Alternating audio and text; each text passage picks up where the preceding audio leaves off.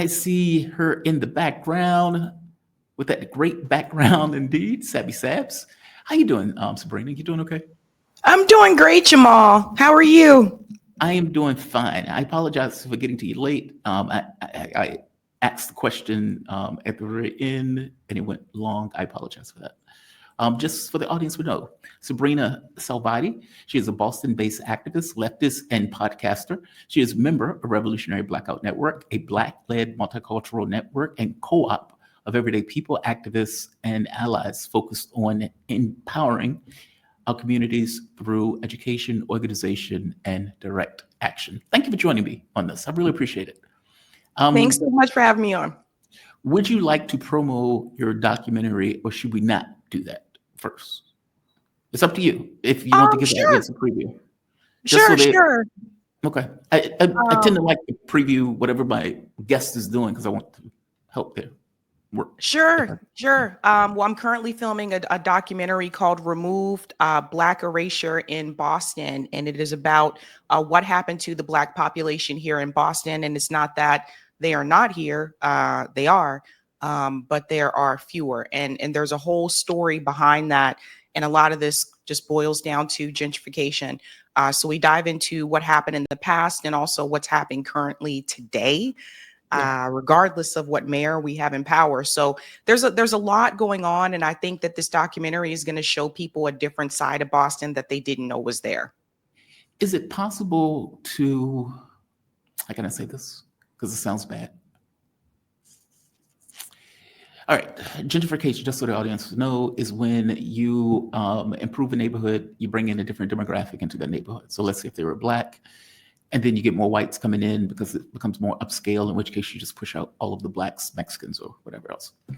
Is it possible to upscale it without doing that? And I know that sounds weird. I guess what I'm trying to say is, if you have a Black population that's in a particular area, is it possible to upscale that particular area without losing that Black population, as opposed to we're going to upscale it, we're going to bring in whites? Do you think they're intentionally focused on whites? Do you think they're intentionally focused on just economics? And I hope that question makes sense. That were implemented in Boston were 100% racial. Okay. That's the difference. There's different types of gentrification. And I think the one that a lot of people are familiar with is people being pushed out of their neighborhoods because they were priced out. Right. These aren't people that were priced out. These are people that were physically removed.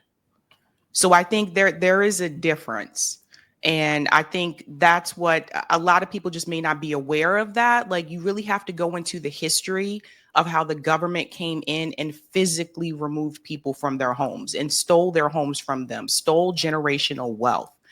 So what we're seeing more so today, a lot of that is people being priced out, right? So that's the gentrification you hear about a lot. We're talking about the government seizing people's homes and taking their generational wealth and pushing them out so that they can make, I guess, some type of benefits here for white flight. There's a whole history to this. And I think that people just don't know. I think people are more aware of it if you talk about San Francisco. That one's on record more. So you can talk about like what happened to the Black population in San Francisco. But that's easier to find. But when it comes to Boston in particular, a lot of people just don't know.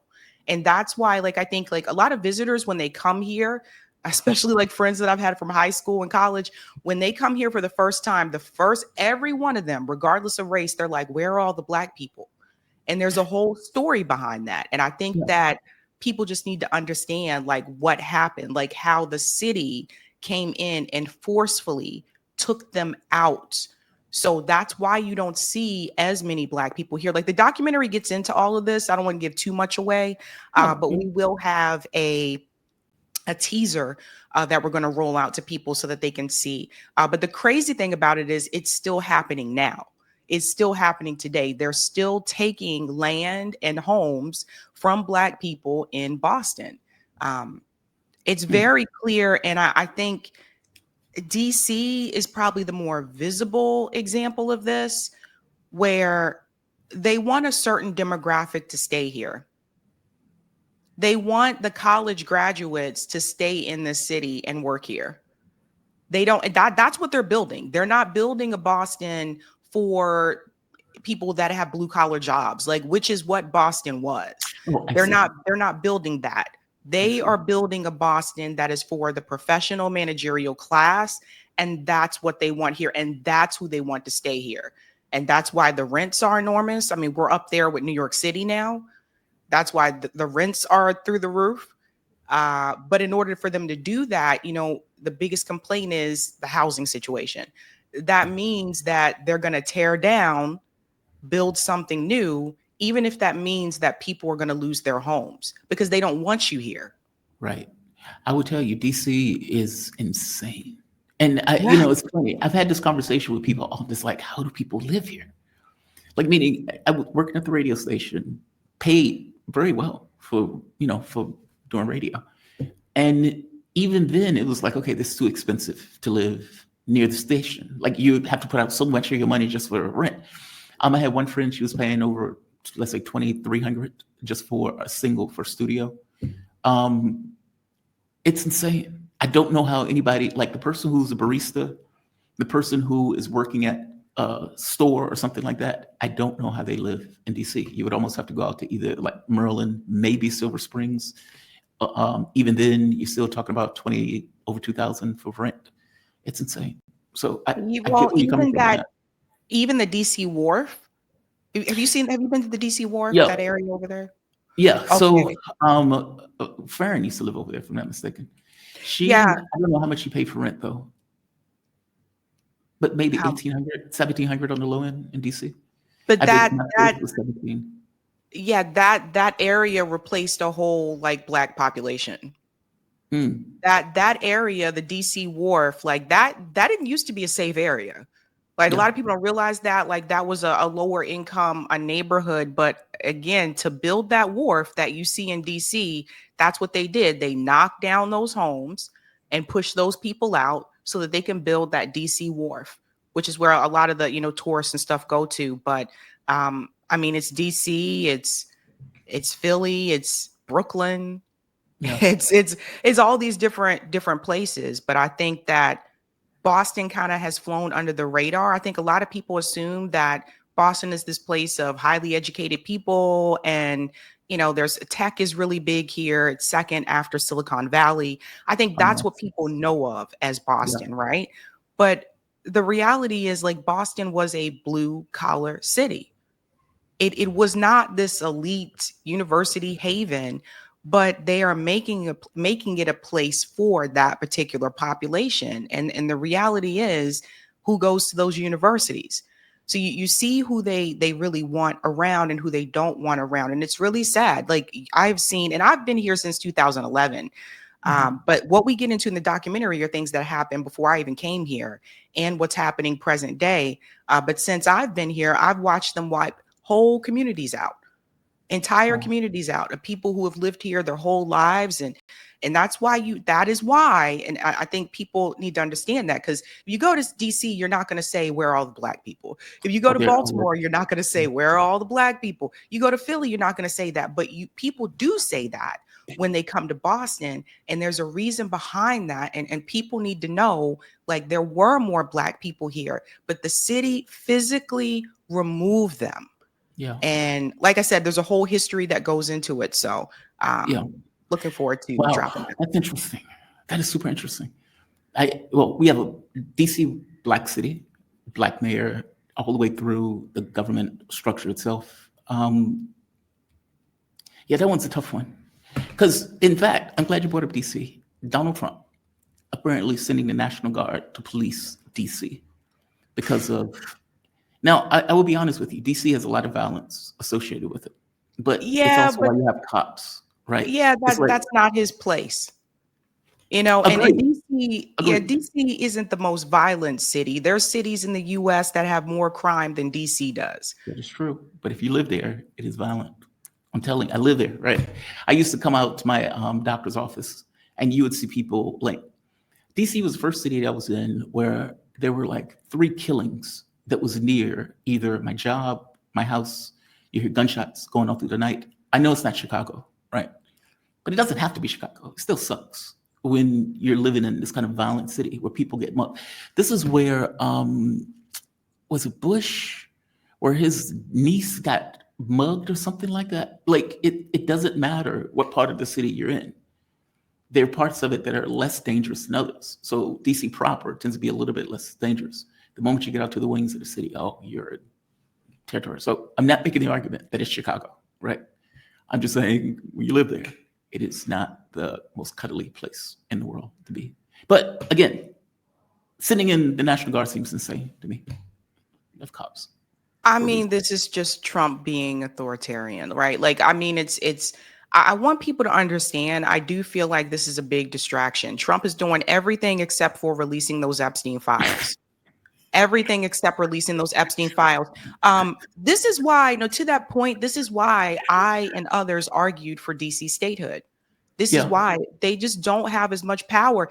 It's crazy. I know the White House is there, the Capitol's there, but the reality is that DC has a mayor. It's not a state, so they don't have a governor.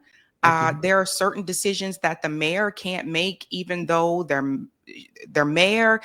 They have to get approval from Congress. It's really weird, and it's like no other place. It's really like no other place. It's not. It's weird. It's bizarre. But we argued for this for quite some time, that DC needs to have some type of statehood so that they can have more control over their own district, and that they don't have to go through Congress to get certain things passed. I mean, imagine if we had to go through Congress, here in Massachusetts to get things passed that don't impact Congress. Like, why are you? So it's frustrating. And I know, there are some people there who support DC statehood. There are some people that don't. And I'm wondering, for the people that I spoke to that said they were against it a couple of years ago, I'm wondering how they feel about that today. Because see, this is where the president can come in and he can just make these decisions. Yes, there is violence in DC, but the data shows that crime has decreased in DC, and it is also decreased in its neighboring city of Baltimore, which is where my family is from. So Donald Trump is really trying to distract. I also feel like this is a war on the homeless population, because that was one of the groups that he said that he wanted to target. He said the homeless people got to go. So, okay, so where are they going to put them? They're just going to throw them in jail. This is ramping up the police state, which I'm 100% against. I don't support the police state. And I feel sorry, like, for people that live in DC. This is absolutely ridiculous. But again, nobody is stopping him. Nobody is coming in to check him and tell him, no, you cannot do this. You can't just take over a city like this. I mean, I've been to DC multiple times. I've never felt like I was in danger. But again, like I said, my family is from Baltimore. So for me, it's just, I feel like it is another distraction, just like the distraction of, we'll give a $50 million, $50 million award for anybody who can capture Maduro. All of this is a distraction away from what this administration promised to do, which is to release those Epstein files. And that's what they're trying to turn your attention to another issue. And I think people need to not let that go. Do not let the Epstein situation go. You got to continue to talk about that and focus on that. It's very obvious they're trying to cover and protect very powerful people, including some of their friends. Agreed. So it just, to me, it's insane that you can just come in and say, we're bringing in the National Guard. We're just going to take over the city. Like, no, this is ridiculous. Absolutely ridiculous. No, I agree with you. It's like, this was kind of like the thing in New York where they were like, there's crime on the subway, so let's bring in the National Guard for the subway. And it's like, okay, well, do they even have arresting authority? No, they don't have arresting authority. So what are they doing? Just me mugging, holding somebody until the cops? Like, it's a very weird thing. You have cops for a reason. DC, look, I don't get the sense that DC is Chicago, right? Where you have 10 people get killed overnight or some insane stuff like that. It doesn't require it. So I agree with you. It's theatrical. A lot of the stuff is theatrical that Donald Trump is doing. The Epstein thing, I also agree with you. It's a big deal. Like, if we assume the premise is a guy who got money from somewhere, who was with supposedly an apex pedophile, was working with Israeli intelligence and was effectively getting videos on very powerful people like Bill Clinton, Richardson. I'm not saying that these people were involved. I'm just saying there was a close relationship. Donald Trump, who had been Epstein's friend going back for like 20, 30 years, and getting the goods on these people in order to exploit that information against the person.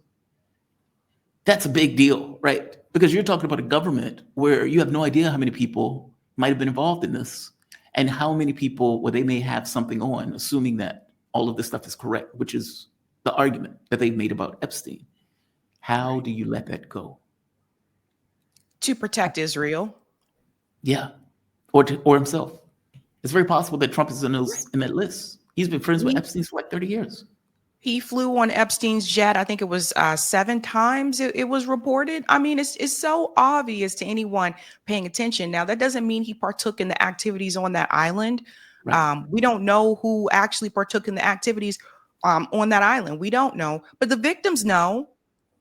The victims know. And so I'm surprised to see this, but I don't know if you saw this, Jamal. Thomas Massey and Ro Khanna have joined forces to come together to give the victims their day of say. I think this is supposed to happen Wednesday, I believe. Is it supposed to happen?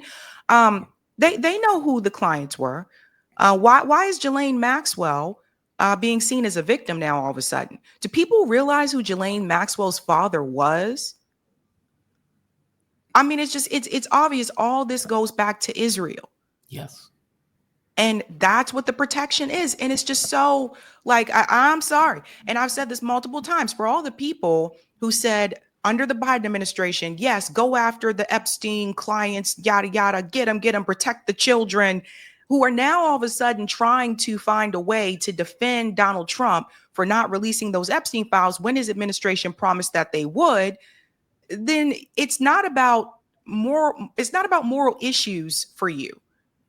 It's about you trying to protect your hero. It's about partisan politics. And I think at a point right now, in particular, especially in independent media, I think people are looking to those who are being consistent on the issues, regardless if Biden is in office or Trump is in office. And you can see people just trying to pull their hair out and twist themselves into pretzels to make excuses for what Donald Trump is doing when they had serious issue with it under the Biden administration. So I think that's what more people are starting to pay attention to. The reality is, do you care about the kids or not? Do you care about the victims or not? Yeah, I keep asking, where are the Johns? Like several years ago when this first broke, and it's like, where are the Johns? And nobody seemed to care about the Johns, right? Because if you're telling me that, all right, this guy has been an apex pedophile where he was messing with all of these kids, thousands of apparently, okay, that's a lot of Johns. That's a lot of people who were doing very bad things in positions of power. I don't think Epstein was getting some rando off the street. I think he was dealing with a circle of powerful people that he was engaging with.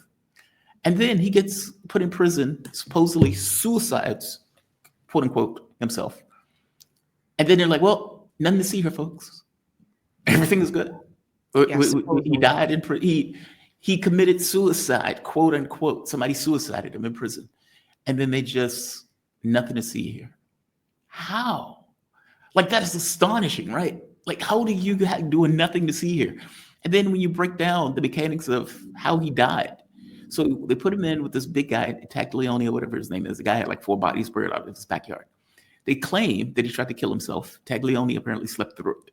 Okay. They put him in not solitary, but under special administration so they can watch for suicide watch. And he apparently, both guards either went narcoleptic, all of the cameras, with the exception of one facing the door, went off. And then they showed the one at the door, say, hey, see, everything's great. And then you find out there's like 3 minutes missing, and they patched the film together. And it's like, okay, dude, are you serious right now? And they revealed that it was more than one way to get into his cell. That was revealed recently. I was actually surprised corporate media. I didn't know that. Yes, Interesting. it was on CBS this morning. They showed the raw video footage, and they showed that there was a shadowy figure that was walking up the stairs, which was another way to get into that cell. Not just the view, the angle that you saw from that camera. There was Yeah. another way to get into his cell. I was surprised that was on CBS this morning. I was shocked, but yeah, it's so obvious. And then people ask this question. They're like, is Jeffrey Epstein dead? Did we see a body? You know how it is when you watch like thrillers, or you ever watch Yeah. like a thriller and you're like, Yeah. oh, that person died. Like, did we see a body? And no, we don't know. We really don't know. But we know they covering for people. And I don't think that it's just Jeffrey Epstein. I think there are multiple Jeffrey Epsteins throughout the world. I don't think that just one person was doing this. I believe there are many Jeffrey Epsteins out there across the globe. And I think that's why they offered Ghislaine Maxwell what they offered her, so that she would play ball, so that she wouldn't reveal any information. The report I saw recently said that those files will remain sealed. I mean, this is so obvious. And people say, well, why didn't the Democrats release it? Good point. Good I question. don't remember them saying they would. The reason why people are pointing their fingers at Donald Trump's administration is because they're the ones that were promised to release it. The Democrats did not. So again, it's just, I just don't understand it. I don't know if people are just brainwashed, Jamal. I don't know what it is. I don't know if it's like the hero worship, but I do not understand how people can sit here at this point and still defend Donald Trump for these Epstein files. Like I just can't. And I see people on social media, some of the Defending like Trump over Trump this? stand, Defending Trump over this? Yes. Even some of like the Trump, Trump supporters, like they were trying to find ways to defend him for this. He said, well, Trump said there's nothing there, so there's nothing there. I'm like, he's lied multiple times about these files right on television. And you guys, you've tricked your brain to believe whatever he says is truth. Let's just believe it. I do think Democrats should have released it just on principle alone, but I agree with you. I mean, They Trump's should have. team Yeah. made it their Yeah. like mantra.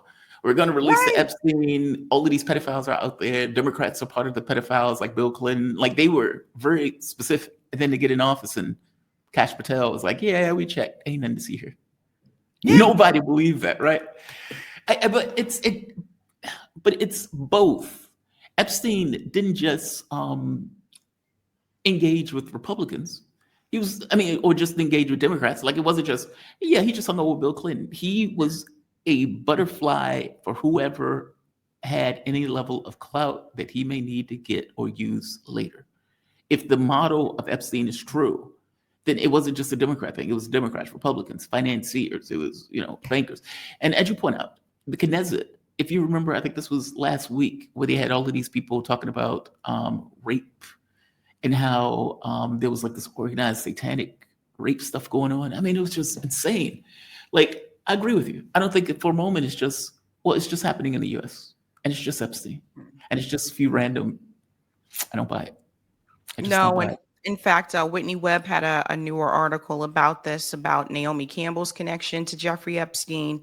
For those who are not aware, Naomi Campbell, former supermodel, and pictures with her hanging out and partying with Jeffrey Epstein as well. I mean, Whitney will be on my show Thursday night. We'll get into this a little bit deeper, but again, this is a global network. It's not just, this is why I continue to tell people they don't usually go after the head of the snake. And I don't even believe Jeffrey Epstein was the head of the snake. That's the thing. I think he was just one of the minions that are out there doing the work. But the people, the true head of the snake, I don't think will ever be revealed or will ever be taken down. It's someone that I think it's the head of the snake is someone or people that you're not going to see. Right. So. Yeah. Yeah, I suppose. I mean, it's kind of like insulated in a way. But I mean, Epstein, even under the model that they give, was an agent, or he was a spy, or not a spy, like a asset. He wasn't. Yeah, he wasn't. How does someone who? How do you become a college professor and lying on your application that you were a Harvard University graduate? Here's the thing: Harvard has a very tight bubble. They have a Mhm. close network. Harvard alumni know Harvard alumni. How did this guy get away with lying, saying that he was a graduate from Harvard University so he could get a job as a university professor? He had no experience teaching, none. How does that happen That's if what I you're not a mean. spy? Like, how does He that has a happen if very you're not an weird, agent? yeah, he Huh? has a very weird background. Like nobody knows how he got his money. And then you got what is his name? Acosta saying, I heard he was intelligence. He's above my pay grade. Give him a sweetheart deal. Well, Lex Wexner lended him, well, I wouldn't even say lended him, but gave him money. That's the owner of the creator of Victoria's Secret and the Limited Group. Yeah. So he gave Jeffrey Epstein money. And then there is some speculation there where people wonder, was there a more romantic type relationship between the two of them? I don't know. And I haven't seen that confirmed. But he's the one that initially gave him thousands and thousands of dollars. That is very weird. That's what I mean. That's very bizarre. That's very bizarre. And then, this is weird things like, okay, we'll release the file in 30 years where everybody's dead. It's like, screw that. Screw that. So, Sabrina, yeah, I agree with you. He is obviously trying to evade, escape, throw any chum in the water at all. Don't pay attention to me about these Epstein files. Hey, look over here at this. Look at 50 million for Maduro. Look at me going after the school. Look at me doing this. Look at me doing that. Yep. I agree. Don't talk about Epstein. Don't look at Epstein. One last thing. Do you think they're going to let him get away with that? I mean, it seems like, I agree with you. You had people like, what is his name? The weird, the high talking one that is Jewish. And oh God, he's a devout Zionist. He has a podcast. He has a very high voice. Oh, if I can say his name, he was defending Trump on this. Where he was like, yeah, I mean, Ben Shapiro. That's it. Thank you, Ben Shapiro. He's like, yeah, there's nothing to really see here, folks. So let's just call it a day. Like he flipped on a dime, right? But many of the other people in MAGA have been going after Trump. The guy the one who was dressed up in the bullhorns when he was raiding the building in 9/11 he comes out, attacks Trump. You have a lot of Trump supporters who are like, I'm done with Trump. How are you protecting that pedophile? It is even a tough lift for cultists on this one to either come up with excuses or at the very least carry this notion of you are protecting a massive number of pedophiles because it's supposed to be in the thousands. So if you believe the narrative that they put out, there are a huge amount of people. Yeah, that's hard for them. Do you think there's going to be a reckoning for that? Like Ghislaine Maxwell is never going to say Donald Trump's name. Well, I am seeing somewhat of a split. It seems like among MAGA, part of it is because of the Epstein. The other part of it is because of Gaza. So I am seeing a little bit of a split there. We'll have to wait and see what happens. But, the reality is Donald Trump's not running for president again either. So, there's that. I think at the end of the day, people are still going to support their party. That's the thing. That's the reality, right? It was like this idea that Democrats floated that, Kamala Harris can get those Republicans that supported Nikki Haley. She'll be able to get some of those. No, because at the end of the day, people end up supporting their party for the most part, right? So I don't know, but there is, like I said, he's not running again. Mm-hmm. So it's like, what does it I matter? don't know. I still think at the end of the day, like let's say JD Vance runs in 2028, they could probably try to make the argument the same one that people made for Kamala, right? Which is, well, they are the vice president, not the president. And I could see that happening. But I think that at the end of the day, I mean, it's really not a good look for Trump. But it's just, especially like, to brag and say, I'm going to end the war in Ukraine, to brag and say, I'm going to end in this, that's happening in the Middle East. We're going to fix it. We're going to get everything back to the way that it was supposed to be. And here we are in August, and things have only escalated. So to me, it's just like, I don't know, man. I just hope that this teaches everybody not to look at politicians as heroes. And not to worship politicians. And I think a lot of people see them as a savior, and you should never think that way. I think the best thing that we can do is to try to build dual power. I think that's going to be organizing within your communities, whether it's mutual aid, whether it's, worker cooperatives, and whatever you can do. I think that's going to be the path forward. And if you're interested in mutual aid, you can always attend my mutual aid workshops. They're free. Yeah. I do them on a Saturday morning. I'll be doing the next one at the end of this month. So if you're interested, I know some people already started groups after they attended the last workshop. So if you are interested in doing that, feel free to attend. But other than that, I just think we have to just build dual power, but you definitely can't look towards the politicians as a savior. It's funny, and I'll let you go after this. In Dune, my audience is like, they're probably rolling their eyes right now. Frank Herbert is a god from my point of view. And I know it's ironic. It's like, hey, you shouldn't look up to these guys. Frank Herbert is an amazing writer. The part of the reason that he wrote Dune was to make that point. And so the entire first book is Paul being the savior, being raised up to be this kind of God man on earth. And come to find out in the second book, it all crashes. Like hundreds of millions of people are killed. Planets are torched. He's like, it's a disaster. And Frank Herbert's like, the point of me writing this book was to show that you should not look up to people. And he even pointed out that Richard Nixon was the best president that we've ever had in the United States because it taught people to be very skeptical of power. Whereas John F. Kennedy, less so because they idolized him as Camelot. Oh, it's just wild that you say that because you did on. Sabrina, thank you for this. I really do appreciate it. Sabby Sabbs, she is a Boston-based activist, leftist, and podcaster. She's a member of Revolutionary Blackout Network, a Black-led multicultural network and co-op of everyday people, activists, and allies focused on empowering our communities through education, organizing, and direct action. Thank you for this. You be safe, okay? Thanks, Jamal. All righty. All right. Let's see. Sabby is fantastic. Always appreciate her when she joins me. Her documentary comes out, I would imagine comes out soon. So definitely be on the lookout for it. She said she's going to put a promo of it before it comes up.